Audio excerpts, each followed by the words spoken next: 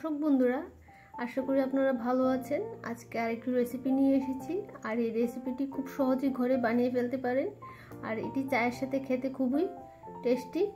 আশা করি আপনাদের ভালো লাগবে। চলুন কিভাবে বানাতে হয়। প্রথমে আমি এখানে সুজি নিয়ে নিয়েছি, ঘরে বাজার থেকে কেনা সুজি। এক বাটি এখানে সুজি নিয়ে নিয়েছি আর সুজিটাকে আমি এখন মিক্সিং জারে দিয়ে নিচ্ছি। দিয়ে এটাকে ভালো করে এটাকে পাউডার বানিয়ে নেব।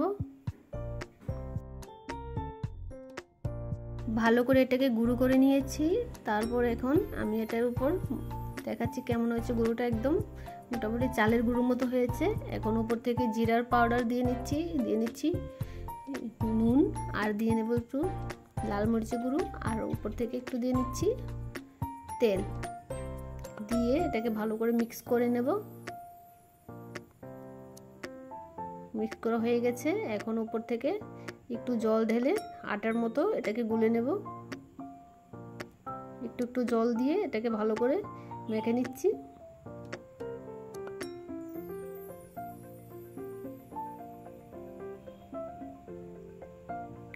মোটামুটি মাখা হয়ে গেছে।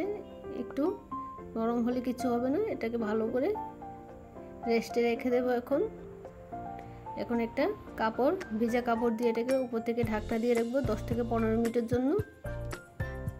দিয়ে দেখুন এখন উঠিয়ে নিচ্ছি। তারপর এটাকে ভালো করে একটু মেখে নিতে হবে। মেখে তারপর এটাকে লিচিগুলো কেটে নেব ছোট ছোট করে।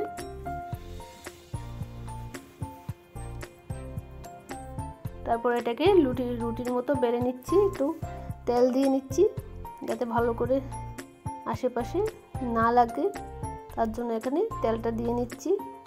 সুন্দর করে সাইডটাকে কেটে দেব। এখানে পিৎজা কাটা নিয়েছি আমি।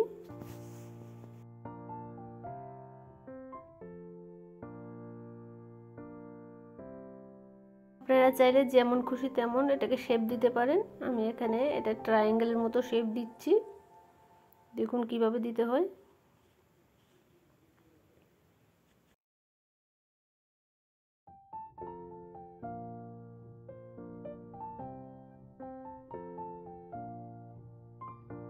এইরকম ভাবে কেটে এটাকে ট্রায়াঙ্গেলের শেপ দিয়ে নিতে পারেন। দেখুন আমি এখানে কেমন হয়েছে দেখাচ্ছি, ট্রায়াঙ্গেলের মতো হয়েছে। এখন এক সাইডে আমি প্যানটা বসিয়ে নিয়েছি তেল দিয়ে। এক এক করে সবগুলো আমি দিয়ে নিচ্ছি। তেলটাকে একটু মিডিয়াম গরম করেছি, বেশি গরম করিনি, কারণ পুড়ে যাওয়ার সম্ভাবনা বেশি থাকে। তার জন্য একটু মিডিয়াম ফ্লেমে এটাকে ভেজে নেব যাতে কড়কড়ে আর মচমুচে ভাবটা চলে আসবে আর খেতে খুব মচমুচে হবে। সবগুলো দিয়ে নিচ্ছি। দিয়ে এখানে কম আছে এটাকে ভেজে নেব।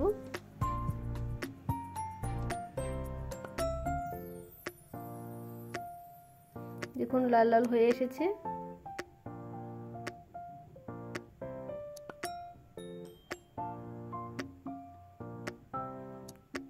তারপর এটাকে উঠিয়ে দেখাচ্ছি কেমন হয়েছে। দেখুন লাল হয়ে গেছে। এক এক করে সবগুলো নামিয়ে নেব। তারপর উপর থেকে এখানে আমি হোমমেড আমি একটা মশলা বানিয়েছি। মশলাটাকে আমি উপর থেকে দিয়েছি, যা খেতে খুবই টেস্টি। আর এই মশলাটা আমি ঘরেই বানিয়েছি। আপনারা চাইলে চাট মশলাও দিতে পারেন উপর থেকে। দিয়ে এটার উপরে গরম গরম থাকতে এটাকে উপরে দিয়ে নেবেন যাতে মশলাটা সবগুলোর উপর ভালো করে ছড়িয়ে যায়। দর্শক বন্ধুরা, এই রেসিপিটি যদি আপনাদের ভালো লাগে তাহলে অবশ্যই ঘরে একবার বানিয়ে খাবেন। আর ভালো লাগলে লাইক কমেন্ট শেয়ার করে দেবেন।